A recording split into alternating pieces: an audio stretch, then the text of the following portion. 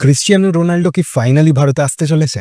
হ্যাঁ বন্ধুরা, আজ ভারতীয় ফুটবল ফ্যানদের চোখ এফসি চ্যাম্পিয়ন্স লিগ 2 ড্রর দিকে ছিল, যেখানে খুব সম্ভাবনা ছিল যে রোনাল্ডোর আল নাসার আমাদের দুটি রিপ্রেজেন্টেটিভ ক্লাব এফসি গোয়া বা মোহনবাগানের মধ্যে যে কোনো একটা টিমের সাথে সেম গ্রুপে থাকবে।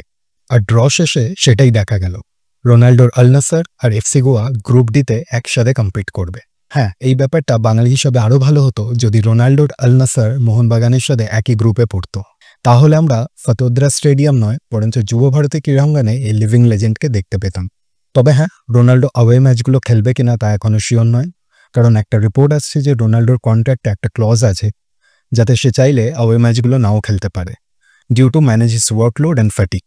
আর এটা হলে কিন্তু ভারতীয় ফুটবল ফ্যানরা নিশ্চয়ই হতাশ হবে, কারণ সেক্ষেত্রে তাহলে অ্যাওয়ে ম্যাচ খেলতে রোনাল্ডোকে আর ভারতে দেখা যাবে না। এফসি গোয়ার বাকি দুটো অপোনেন্টও কিন্তু বেশ স্ট্রং। তারা হচ্ছে ইরাকের আলজোয়ারা এসসি আর তাজিকিস্তানের এফসি ইস্তিকলাল।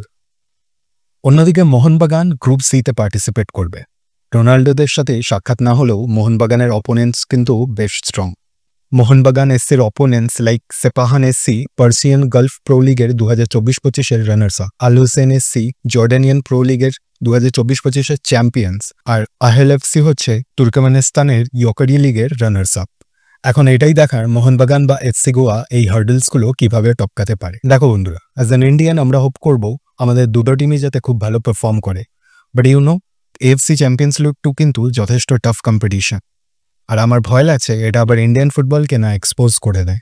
আর যদি ফ্যানরা রোনাল্ডোকে নাও দেখতে পারে ডিউ টু হিজ ক্লজ, তাও ফ্যানরা যাতে হতাশ না হয়, কারণ তারা রিসেন্টলি বার্সা থেকে ট্রান্সফার হওয়া এনিগো মার্টিনেজ, সাদিও মানে আর রিসেন্টলি সাইন করা ওয়াও ফেলিক্সকে কিন্তু ভারতীয় ফুটবল ফ্যানরা দেখতেই পারে।